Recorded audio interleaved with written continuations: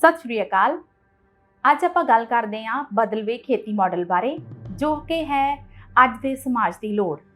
ਵਾਤਾਵਰਣ ਵਿੱਚ ਤਾਪ ਵਧਾਊ ਗੈਸਾਂ ਦੀ ਵੱਧ ਰਹੀ ਮਾਤਰਾ ਸਾਡੇ ਗ੍ਰਹਿ ਨੂੰ ਲੋੜੋਂ ਵੱਧ ਗਰਮ ਕਰ ਰਹੀ ਹੈ, ਜਿਸ ਨਾਲ ਸਾਡਾ ਸਮੁੱਚਾ ਜਲਵਾਯੂ ਤੰਤਰ ਤਬਦੀਲ ਹੋ ਕੇ ਮਨੁੱਖਤਾ ਨੂੰ ਕੁਦਰਤੀ ਆਫਤਾਂ ਦੀ ਘੁੰਮਣ ਘੇਰੀ ਵਿੱਚ ਫਸਾ ਰਿਹਾ ਹੈ। ਵਾਤਾਵਰਣਕ ਤਬਦੀਲੀ ਹੜ੍ਹ, ਸੋਕੇ, ਤਟੀ ਖੇਤਰਾਂ ਵਿੱਚ ਚੱਕਰਵਾਤਾਂ ਅਤੇ ਤਰ੍ਹਾਂ ਤਰ੍ਹਾਂ ਦੇ ਵਾਇਰਸਾਂ ਨੂੰ ਜਨਮ ਦੇ ਕੇ ਅਨੇਕ ਪ੍ਰਕਾਰ ਦੇ ਖਤਰੇ ਖੜੇ ਕਰ ਰਹੀ ਹੈ। ਖੇਤੀਬਾੜੀ, ਜਿਸ ਦੀ ਹੋਂਦ ਹੀ ਵਾਤਾਵਰਣ ਦੇ ਨਾਲ ਕੁਦਰਤੀ ਅਤੇ ਮਾਨਵੀ ਵਸੀਲਿਆਂ ਨਾਲ ਜੁੜੀ ਹੋਈ ਹੈ, ਅੱਜ ਗੰਭੀਰ ਸੰਕਟ ਦਾ ਸ਼ਿਕਾਰ ਹੈ।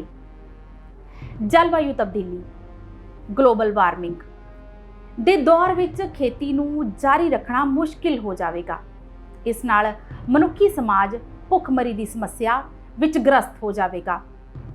ਕਹਿਣ ਦਾ ਭਾਵ ਸਾਡੀ ਭੋਜਨ ਸੁਰੱਖਿਆ ਨੂੰ ਗੰਭੀਰ ਖਤਰਾ ਦਰਪੇਸ਼ ਹੈ। ਬੇਰੁਜ਼ਗਾਰੀ, ਜੋ ਕਿ ਖਾਸ ਤੌਰ ਤੇ ਨੌਜਵਾਨਾਂ ਲਈ ਸਭ ਤੋਂ ਅਹਿਮ ਮਸਲਾ ਬਣ ਚੁੱਕੀ ਹੈ।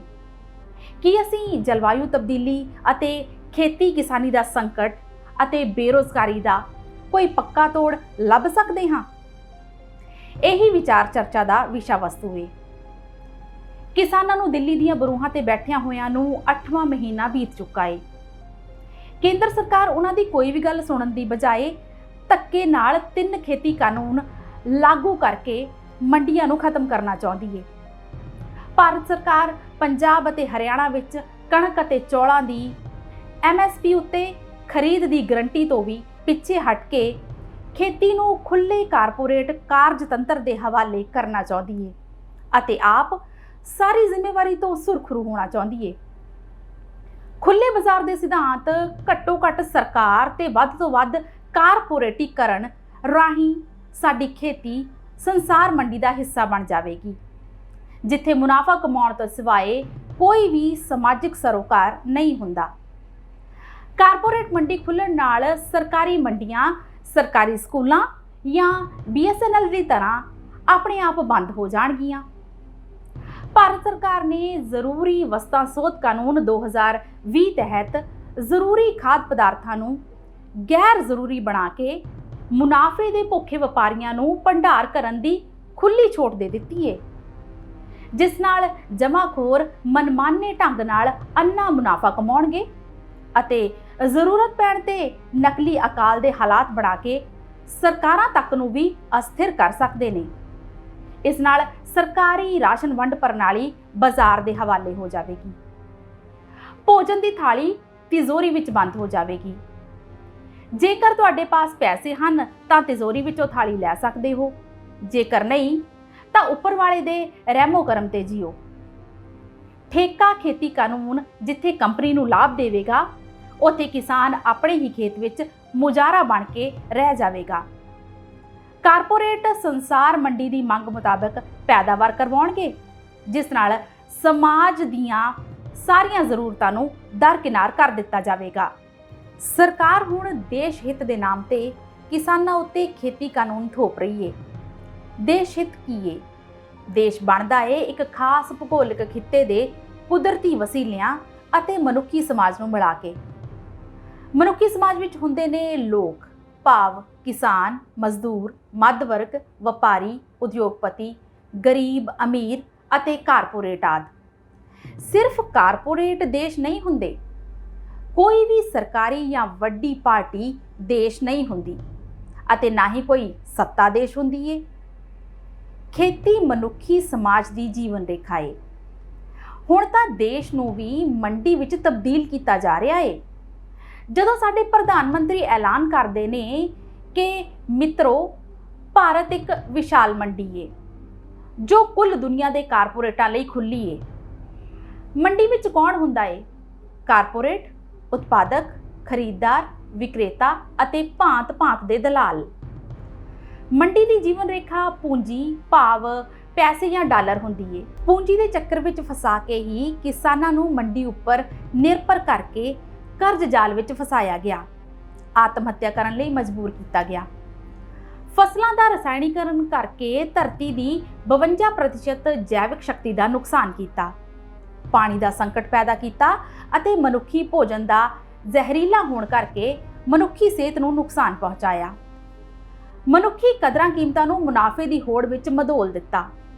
ਤਾਪ ਵਧਾਊ ਗੈਸਾਂ ਦੀ ਲੋੜੋਂ ਵੱਧ ਨਿਕਾਸੀ ਕਰਕੇ ਜਲਵਾਯੂ ਤੰਤਰ ਵਿੱਚ ਵਿਗਾੜ ਪੈਦਾ ਕੀਤਾ। ਕੀ ਇਹੀ ਹੈ ਸਰਕਾਰ ਦਾ ਉਦੇਸ਼? ਕਿ ਅੰਨਦਾਤਾ ਅਤੇ ਉਸ ਦੀ ਖੇਤੀ ਨੂੰ ਪੈਸੇ ਦਾ ਲਾਲਚ ਦਿਖਾ ਕੇ ਕਾਰਪੋਰੇਟਾਂ ਦੇ ਹਵਾਲੇ ਕਰਨਾ ਦੇਸ਼ ਹਿੱਤ ਹੈ? ਕਿ ਕਾਰਪੋਰੇਟ ਕੰਪਨੀਆਂ ਨੂੰ EIA ਕਾਨੂੰਨ ਵਿੱਚ ਸੋਧ ਕਰਕੇ ਵਾਤਾਵਰਣ ਅਤੇ ਮਨੁੱਖੀ ਸਰੋਤਾਂ ਦੀ ਤਬਾਹੀ ਦੀ ਖੁੱਲੀ ਛੁੱਟ ਦੇਣਾ ਰਾਸ਼ਟਰ ਹਿੱਤ ਹੈ? ਇਹ ਸਾਰੇ ਸਵਾਲ ਭਰਵੀਂ ਵਿਚਾਰ ਚਰਚਾ ਦੀ ਮੰਗ ਕਰਦੇ ਨੇ।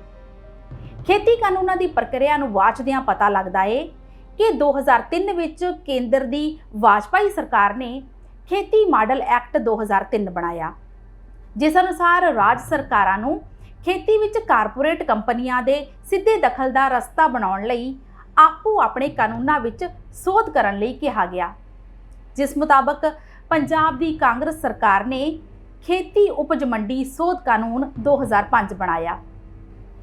ਇਸ ਅਨੁਸਾਰ ਪੰਜਾਬ ਸਰਕਾਰ ਤੋਂ ਲਾਇਸੈਂਸ ਲੈ ਕੇ ਕੋਈ ਵੀ ਵਿਅਕਤੀ, ਗਰੁੱਪ ਜਾਂ ਕੰਪਨੀ ਆਪਣੀ ਪ੍ਰਾਈਵੇਟ ਖੁੱਲੀ ਮੰਡੀ ਖੋਲ੍ਹ ਸਕਦੇ ਨੇ।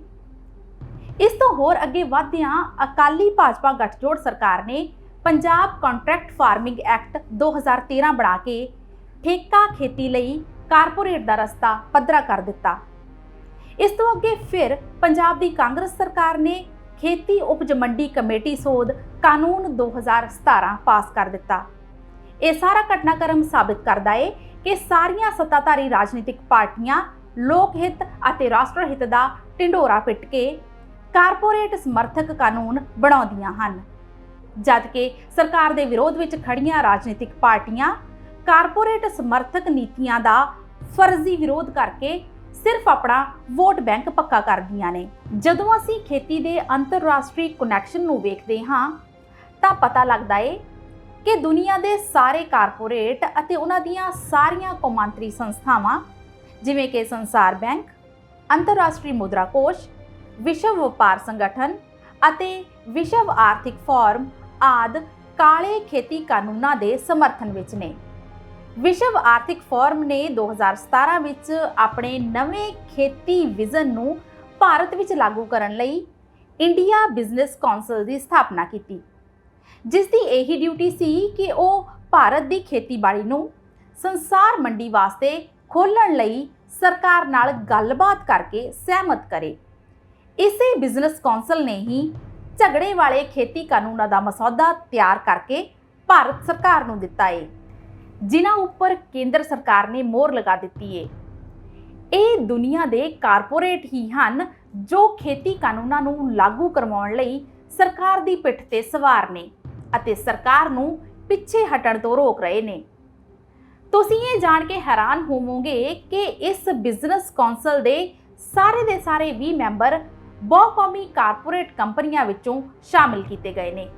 ਇਹ ਹਨ ਵੇਅਰ ਫਸਲ ਵਿਗਿਆਨ, Monsanto, Cargill, Dow agro science, DuPont, Louis Dreyfus, Walmart, Mahindra and Mahindra, Nestle, PepsiCo India, Rabobank international, ਭਾਰਤੀ state bank, Swiss free service, Adani group, MTR foods, UPL limit, Yara fertiliser India, 2030 water resource group, DSM India, Jain ਸਿੰਚਾਈ system. ਇਹਨਾਂ ਤੱਥਾਂ ਤੋਂ ਦੇਖਿਆ ਜਾ ਸਕਦਾ ਹੈ ਕਿ ਭਾਰਤ ਆਤਮ ਨਿਰਭਰ ਦੇਸ਼ ਬਣ ਰਿਹਾ ਹੈ ਜਾਂ ਬਹੁਕੌਮੀ ਕਾਰਪੋਰੇਟ ਕੰਪਨੀਆਂ ਤੇ ਨਿਰਭਰ। ਦੂਸਰੀ ਸੰਸਾਰ ਜੰਗ ਦੇ ਖਾਤਮੇ ਤੋਂ ਬਾਅਦ ਮੌਜੂਦਾ ਖੇਤੀਬਾੜੀ, ਜਿਸ ਨੂੰ ਅਸੀਂ ਉਦਯੋਗਿਕ ਜਾਂ ਰਸਾਇਣਿਕ ਖੇਤੀ ਕਹਿ ਸਕਦੇ ਹਾਂ, ਦਾ ਡਿਜ਼ਾਈਨ ਹੀ ਖੁੱਲੀ ਮੰਡੀ ਦੇ ਪੱਕੇ ਪੈਰੋਕਾਰਾਂ ਭਾਵ ਰੌਕਫੈਲਰ ਫਾਊਂਡੇਸ਼ਨ ਅਤੇ ਫੋਰਡ ਫਾਊਂਡੇਸ਼ਨ ਵੱਲੋਂ ਤਿਆਰ ਕੀਤਾ ਗਿਆ ਸੀ।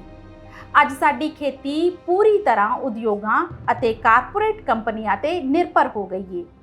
ਖੇਤੀ ਦੀ ਸਾਰੀ ਵਰਤੋਂ ਸਮੱਗਰੀ ਭਾਵ ਖਾਦ, ਬੀਜ, ਨਦੀਨਨਾਸ਼ਕ ਅਤੇ ਕੀਟਨਾਸ਼ਕ, ਖੇਤੀ ਮਸ਼ੀਨਰੀ, ਸੰਦ ਅਤੇ ਊਰਜਾ ਆਦਿ ਦੀ ਸਾਰੀ ਹੀ ਸਪਲਾਈ ਉਦਯੋਗ ਅਤੇ ਉਹਨਾਂ ਦੀਆਂ ਕੰਪਨੀਆਂ ਕਰਦੀਆਂ ਹਨ। ਕੰਪਨੀਆਂ ਦੀ ਹਰ ਚੀਜ਼ ਮੰਡੀ ਵਿੱਚ ਵੱਧ ਤੋਂ ਵੱਧ ਮੁੱਲ ਤੇ ਮਿਲਦੀ ਹੈ, ਜਦਕਿ ਕਿਸਾਨਾਂ ਦੀ ਉਪਜ ਨੂੰ ਘੱਟੋ ਘੱਟ ਸਹਾਇਕ ਕੀਮਤ ਤੇ ਵੇਚਣਾ ਵੀ ਮੁਸ਼ਕਿਲ ਹੋਇਆ ਪਿਆ ਹੈ। ਜਿਸ ਕਰਕੇ ਮੌਜੂਦਾ ਖੇਤੀ ਮਾਡਲ ਕਿਸਾਨਾਂ, ਖਾਸ ਕਰ ਛੋਟੇ ਸੀਮਾਂਤ, ਦਰਮਿਆਨੇ ਅਤੇ ਖੇਤ ਮਜ਼ਦੂਰ ਪਰਿਵਾਰਾਂ ਦਾ ਜੀਵਨ ਨਿਰਬਾਹ ਦੀਆਂ ਜ਼ਰੂਰਤਾਂ ਪੂਰੀਆਂ ਕਰਨ ਵਿੱਚ ਫੇਲ ਹੋ ਰਹੀ ਹੈ। ਉਹ ਬਹੁਤ ਹੀ ਮੁਸ਼ਕਿਲ ਹਾਲਾਤਾਂ ਵਿੱਚ ਦਿਨ ਕੱਟ ਰਹੇ ਨੇ। ਖੇਤੀਬਾੜੀ ਸਾਡੇ ਸਮਾਜ ਦਾ ਸਭ ਤੋਂ ਮਹੱਤਵਪੂਰਨ ਖੇਤਰ ਹੈ। ਇਸ ਦੀਆਂ ਦੋ ਮੁੱਖ ਵਿਸ਼ੇਸ਼ਤਾਵਾਂ ਹਨ। ਪਹਿਲੀ, ਇਹ ਕੁਦਰਤੀ ਵਾਤਾਵਰਣ ਅਤੇ ਮਨੁੱਖੀ ਸੋਮਿਆਂ ਤੋਂ ਜੁੜ ਕੇ ਹੋਂਦ ਵਿੱਚ ਆਉਂਦੀ ਹੈ। ਦੂਸਰੀ, ਇਹ ਬਹੁਤ ਹੀ ਵਿਸ਼ਾਲ ਖੇਤਰ ਹੈ ਜਿਸ ਵਿੱਚ ਫਸਲਾਂ, ਸਬਜ਼ੀਆਂ, ਫਲ, ਫੁੱਲਾਂ ਦੀ ਖੇਤੀ, ਰੇਸ਼ਮ ਦੀ ਕਾਸ਼ਤ, ਖੇਤੀ ਦੇ ਨਾਲ-ਨਾਲ ਜੰਗਲਾਤ, ਮਧੂਮੱਖੀ ਪਾਲਣ, ਪਸ਼ੂ ਪਾਲਣ, ਪੋਲਟਰੀ, ਮੀਟ ਵਾਲੇ ਜਾਨਵਰ ਪਾਲਣ ਆਦਿ ਅਤੇ ਇਸ ਦੇ ਉਤਪਾਦਾਂ ਦੀ ਪ੍ਰੋਸੈਸਿੰਗ ਅਤੇ ਸਾਂਭ ਸੰਭਾਲ, ਖੇਤੀ ਆਧਾਰਿਤ ਸਨਅਤ ਆਦਿ ਸਭ ਸ਼ਾਮਿਲ ਹੈ। ਇਸ ਵਿੱਚ ਰੋਜ਼ਗਾਰ ਦੀਆਂ ਅਥਾਹ ਸੰਭਾਵਨਾਵਾਂ ਹਨ। ਖਾਸ ਕਰ ਕੁਦਰਤੀ ਖੇਤੀ ਵਿੱਚ ਬਹੁਤ ਹੀ ਸਰੀਰਕ ਅਤੇ ਮਾਨਸਿਕ ਮਿਹਨਤ ਦੀ ਜ਼ਰੂਰਤ ਪੈਂਦੀ ਹੈ। ਨੀਤੀਆਂ ਬਦਲੋ, ਚਿਹਰੇ ਨਹੀਂ। ਅਸੀਂ ਕਰੀਬ 70 ਸਾਲਾਂ ਤੋਂ ਨੇਤਾ ਬਦਲੋ ਬਦਲੀ ਦੀ ਖੇਡ ਖੇਡ ਰਹੇ ਹਾਂ। ਨਾਰੇ ਜਾਂ ਜੁਮਲੇ ਨੀਤੀਆਂ ਨਹੀਂ ਹੁੰਦੇ। ਰਿਆਇਤਾਂ ਦਾ ਚੋਗਾ ਸਮਾਜ ਨੂੰ ਅੱਗੇ ਨਹੀਂ ਲਿਜਾ ਸਕਦਾ। ਜਦ ਸਰਕਾਰਾਂ ਆਪਣੇ ਹੀ ਲੋਕਾਂ ਖਿਲਾਫ ਅਤੇ ਮੁੱਠੀ ਭਰ ਕਾਰਪੋਰੇਟਾਂ ਦੇ ਹੱਕ ਵਿੱਚ ਕਾਨੂੰਨ ਬਣਾਉਂਦੀਆਂ ਹਨ ਤਾਂ ਸਰਕਾਰਾਂ ਨੂੰ ਆਪਣੇ ਹੀ ਲੋਕਾਂ ਤੋਂ ਡਰ ਲੱਗਣ ਲੱਗ ਜਾਂਦਾ ਹੈ। ਦਿੱਲੀ ਦੀਆਂ ਬਰੂਹਾਂ ਤੇ ਸਰਕਾਰ ਵੱਲੋਂ ਕੀਤੀ ਕਿਲਾਬੰਦੀ ਇਹੀ ਤਸਵੀਰ ਪੇਸ਼ ਕਰਦੀ ਹੈ ਕਿ ਹੁਣ ਲੋਕ ਅਤੇ ਤੰਤਰ ਇੱਕ ਦੂਜੇ ਦੇ ਖਿਲਾਫ ਖੜੇ ਨੇ। ਖੇਤੀ ਬਾਰੇ ਉਪਰੋਕਤ ਬਿਆਨ ਕੀਤੇ ਹਾਲਾਤ ਮੰਗ ਕਰਦੇ ਨੇ ਕਿ ਹੁਣ ਖੇਤੀ ਦੇ ਕਾਰਪੋਰੇਟ ਮਾਡਲ ਦੀ ਜਗ੍ਹਾ ਸਮਾਜਿਕ ਵਿਕਾਸ ਦੇ ਮਾਡਲ ਵਿੱਚ ਖੇਤੀ ਦੀ ਧੁਰੀ ਨੂੰ ਬਣਾਇਆ ਜਾਣਾ ਚਾਹੀਦਾ ਹੈ ਅਤੇ ਰਾਜ ਅਤੇ ਕੇਂਦਰ ਸਰਕਾਰ ਦੇ ਬਜਟ ਦਾ 50% ਬਜਟ ਖੇਤੀ ਖੇਤਰ ਲਈ ਵਿਸ਼ੇਸ਼ ਰੂਪ ਵਿੱਚ ਰੱਖਣਾ ਹੋਵੇਗਾ, ਜਿਸ ਨੂੰ ਖਰਚ ਕਰਨ ਦਾ ਅਧਿਕਾਰ ਲੋਕ ਵਾਤਾਵਰਣ ਹਿਤੈਸ਼ੀ ਖੇਤੀਬਾੜੀ ਸਹਿਕਾਰੀ ਸੰਸਥਾਵਾਂ ਪਾਸ ਹੋਵੇ। ਖੇਤੀ ਦੇ ਰਸਾਇਣਿਕ ਉਦਯੋਗਿਕ ਮਾਡਲ ਨੂੰ ਬਦਲ ਕੇ ਇਸ ਨੂੰ ਜ਼ਮੀਨ ਦੇ ਸੁਭਾਅ ਅਤੇ ਖੇਤੀ ਜਲਵਾਯੂ ਖੇਤਰ ਦੇ ਆਧਾਰ ਤੇ ਕਿਸਾਨਾਂ ਦੀਆਂ ਸਹਿਕਾਰੀ ਸਭਾਵਾਂ ਰਾਹੀਂ ਜਥੇਬੰਦ ਕੀਤਾ ਜਾਣਾ ਚਾਹੀਦਾ ਹੈ।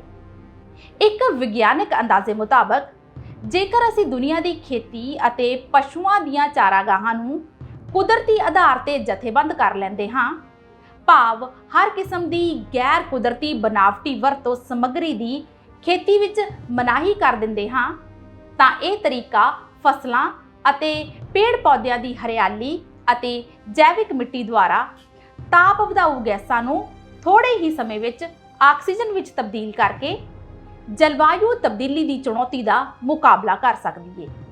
ਇਸ ਨਾਲ ਹਵਾ ਸ਼ੁੱਧ ਹੋ ਜਾਵੇਗੀ। ਜਿੱਥੇ ਪਾਣੀ ਦਾ ਪ੍ਰਦੂਸ਼ਣ ਖਤਮ ਹੋਵੇਗਾ, ਉੱਥੇ ਹੀ ਪਾਣੀ ਦੀ ਉਪਲਬਧਤਾ ਵਧਣ ਨਾਲ ਪਾਣੀ ਦੀ ਥੁੜ ਦੀ ਸਮੱਸਿਆ ਵੀ ਹੱਲ ਹੋ ਜਾਵੇਗੀ। ਜਿੱਥੇ ਕੁਦਰਤੀ ਖੇਤੀ ਉਤਪਾਦ ਮਨੁੱਖੀ ਸਮਾਜ ਅਤੇ ਸਾਡੇ ਪਸ਼ੂ ਧਨ ਨੂੰ ਸਿਹਤਮੰਦ ਬਣਾਉਣਗੇ, ਉੱਥੇ ਹੀ ਇਹ ਸਾਨੂੰ ਗੰਭੀਰ ਬਿਮਾਰੀਆਂ ਅਤੇ ਤਰ੍ਹਾਂ ਦੇ ਵਾਇਰਸਾਂ ਨਾਲ ਮੁਕਾਬਲਾ ਕਰਨ ਦੇ ਸਮਰੱਥ ਵੀ ਬਣਾ ਦੇਣਗੇ। ਮਨੁੱਖਾਂ ਅਤੇ ਪਸ਼ੂ ਧਨ ਵਿੱਚ ਰੋਗ ਪ੍ਰਤੀਰੋਧਕ ਸ਼ਕਤੀ ਪੈਦਾ ਹੋ ਜਾਵੇਗੀ, ਜਿਸ ਨਾਲ ਸਾਡਾ ਵੈਕਸੀਨਾਂ ਤੋਂ ਖਹਿੜਾ ਛੁੱਟ ਜਾਵੇਗਾ। ਖੇਤੀਬਾੜੀ ਅਤੇ ਵਾਤਾਵਰਣ ਦਾ ਵਿਸ਼ਾਲ ਖੇਤਰ ਰੋਜ਼ਗਾਰ ਦੀਆਂ ਅਥਾਹ ਸੰਭਾਵਨਾਵਾਂ ਸਮੋਈ ਬੈਠਾ ਹੈ। ਸਹਿਕਾਰੀ ਆਧਾਰ ਉੱਪਰ ਜਥੇਬੰਦ ਕੀਤਾ ਇਹ ਖੇਤਰ ਹਰ ਪੜ੍ਹੇ ਲਿਖੇ ਅਨਪੜ੍ਹ ਮਰਦ ਔਰਤ ਨੂੰ ਰੋਜ਼ਗਾਰ ਦੇਣ ਦੇ ਸਮਰੱਥ ਹੈ। ਇਸ ਯੋਜਨਾਬੰਦੀ ਨੂੰ ਅਮਲੀ ਰੂਪ ਵਿੱਚ ਸਾਕਾਰ ਕਰਨ ਲਈ ਇੱਕ ਵਿਸ਼ੇਸ਼ ਜਾਗਰੂਕਤਾ, ਪ੍ਰੇਰਣਾ ਅਤੇ ਦ੍ਰਿੜ ਵਿਸ਼ਵਾਸ ਪੈਦਾ ਕਰਨ ਦੀ ਜ਼ਰੂਰਤ ਹੈ, ਜੋ ਪੇਂਡੂ ਭਾਈਚਾਰੇ ਨੂੰ ਸਰਵਪੱਖੀ ਸ਼ਕਤੀਮਾਨ ਬਣਾਵੇਗਾ। ਜ਼ਮੀਨੀ ਪੱਧਰ ਉੱਤੇ ਸਾਨੂੰ ਇੱਕ ਅਜਿਹਾ ਢਾਂਚਾ ਖੜਾ ਕਰਨਾ ਪਵੇਗਾ ਕਿ ਪਿੰਡ ਪੱਧਰ ਤੇ ਕਿਸਾਨ ਪੰਚਾਇਤ, ਕਲਾਈਮੇਟ ਜ਼ੋਨ ਦੇ ਆਧਾਰ ਤੇ ਕਿਸਾਨ ਅਸੈਂਬਲੀ ਅਤੇ ਰਾਸ਼ਟਰੀ ਪੱਧਰ ਤੇ ਕਿਸਾਨ ਪਾਰਲੀਮੈਂਟ ਦੀ ਸਥਾਪਨਾ ਕਰਨੀ ਹੋਵੇਗੀ, ਜੋ ਖੇਤੀਬਾੜੀ ਸੰਬੰਧੀ ਨੀਤੀਆਂ ਘੜੇਗੀ ਅਤੇ ਲਾਗੂ ਕਰੇਗੀ। ਇਹ ਰਾਜਨੀਤਿਕ ਪਾਰਟੀਆਂ ਤੋਂ ਉੱਪਰ ਦਾ ਅਦਾਰਾ ਹੋਵੇਗਾ। ਰਾਜਨੀਤਿਕ ਪਾਰਟੀਆਂ ਕਿਉਂਕਿ ਪੂੰਜੀਵਾਦੀ ਪ੍ਰਬੰਧ ਦੀ ਪੈਦਾਇਸ਼ ਹਨ, ਉਹਨਾਂ ਦੀ ਸਥਾਪਨਾ ਹੀ ਪੂੰਜੀਵਾਦੀ ਪ੍ਰਬੰਧ ਦੇ ਉਦੇਸ਼ ਨੂੰ ਅੱਗੇ ਵਧਾਉਣ ਲਈ ਕਾਰਜਵਾਹਕ ਏਜੰਸੀ ਵਜੋਂ ਕੀਤੀ ਗਈ ਹੈ। ਇਸ ਲਈ ਉਹ ਕੁਦਰਤ ਅਤੇ ਸਮਾਜ ਦੀ ਸੇਵਾ ਨਹੀਂ ਕਰ ਸਕਦੀਆਂ। ਸਾਨੂੰ ਇੱਥੇ 3 ਫੌਰੀ ਕੰਮ ਕਰਨ ਦੀ ਜ਼ਰੂਰਤ ਹੈ। ਪਹਿਲਾ, ਸਾਫ਼ ਹਵਾ, ਸ਼ੁੱਧ ਪੀਣ ਵਾਲਾ ਪਾਣੀ, ਜ਼ਹਿਰ ਮੁਕਤ ਪੌਸ਼ਟਿਕ ਭੋਜਨ, ਮੁਫਤ ਸਿਹਤ ਸਹੂਲਤਾਂ ਅਤੇ ਸਿੱਖਿਆ ਆਦਿ ਨੂੰ ਹਰ ਨਾਗਰਿਕ ਦਾ ਬੁਨਿਆਦੀ ਅਧਿਕਾਰ ਬਣਾ ਕੇ ਸਮਾਜਿਕ ਸੁਰੱਖਿਆ ਦੀ ਗਰੰਟੀ ਦਿੱਤੀ ਜਾਵੇ। ਦੂਸਰਾ, ਕਿਸਾਨਾਂ ਦੀਆਂ ਫਸਲਾਂ ਅਤੇ ਉਹਨਾਂ ਦੁਆਰਾ ਪੈਦਾ ਕੀਤੇ ਪੇੜ ਪੌਦਿਆਂ ਦੁਆਰਾ ਕਾਰਬਨ ਡਾਈਆਕਸਾਈਡ ਨੂੰ ਸੋਖ ਕੇ ਆਕਸੀਜਨ ਵਿੱਚ ਤਬਦੀਲ ਕਰਨ ਦੀ ਸੇਵਾ ਦਾ ਮੁੱਲ, ਜੋ ਕਿ 1,20,000 ਕਰੋੜ ਰੁਪਏ ਸਾਲਾਨਾ UNEP ਵਿਗਿਆਨੀ ਸਾਗਰ ਧਾਰਾ ਦੀ ਗਣਨਾ ਮੁਤਾਬਕ ਬਣਦਾ ਹੈ, ਸਰਕਾਰ ਕਿਸਾਨਾਂ ਨੂੰ ਫੌਰੀ ਤੌਰ ਤੇ ਅਦਾ ਕਰੇ। ਤੀਸਰਾ, ਚੌਤਰਫਾ ਗੰਦਗੀ ਅਤੇ ਪ੍ਰਦੂਸ਼ਣ ਫੈਲਾਉਣ ਵਾਲੇ ਉਦਯੋਗਿਕ ਅਤੇ ਸੇਵਾ ਖੇਤਰ ਨੂੰ ਵੱਖ-ਵੱਖ ਤਰੀਕਿਆਂ ਨਾਲ ਲੱਖਾਂ ਕਰੋੜਾਂ ਰੁਪਏ ਦਾ ਕਰਜ਼ ਮੁਆਫ ਕਰਕੇ ਸਰਕਾਰ ਨੇ ਆਪਣਾ ਖਜ਼ਾਨਾ ਲੁਟਾ ਲਿਆ ਏ, ਜਦੋਂ ਕਿ ਇਸ ਪ੍ਰਦੂਸ਼ਣ ਨਾਲ ਕਿਸਾਨਾਂ ਦੀਆਂ ਫਸਲਾਂ ਨੂੰ ਹੁੰਦੇ ਨੁਕਸਾਨ ਦੀ ਭਰਪਾਈ, ਜੋ ਕਿ 1 ਲੱਖ ਕਰੋੜ ਰੁਪਏ ਸਾਲਾਨਾ ਬਣਦੀ ਏ, ਕੇਂਦਰ ਸਰਕਾਰ ਤੋਂ ਫੌਰੀ ਤੌਰ ਤੇ ਕਿਸਾਨਾਂ ਨੂੰ ਦਵਾਈ ਜਾਵੇ। ਜੋ ਵੀ ਵਿਚਾਰ ਆਪ ਸਭ ਨਾਲ ਸਾਂਝੇ ਕੀਤੇ ਗਏ ਹਨ, ਉਹ ਵਿਚਾਰ ਹਨ ਕੁਦਰਤ ਮਾਨਵ ਕੇਂਦਰਿਤ ਲੋਕ ਲਹਿਰ ਦੇ। ਆਓ ਇਸ ਚਰਚਾ ਵਿੱਚ ਸ਼ਾਮਿਲ ਹੋ ਕੇ ਲੋਕਾਂ ਅੰਦਰ ਪ੍ਰੇਰਣਾ ਅਤੇ ਦ੍ਰਿੜ ਵਿਸ਼ਵਾਸ ਨੂੰ ਪੈਦਾ ਕਰਨ ਵਿੱਚ ਆਪੋ ਆਪਣਾ ਯੋਗਦਾਨ ਪਾਈਏ ਅਤੇ ਸਮਾਜ ਨੂੰ ਬਚਾਈਏ। ਸਤਿ ਸ਼੍ਰੀ ਅਕਾਲ।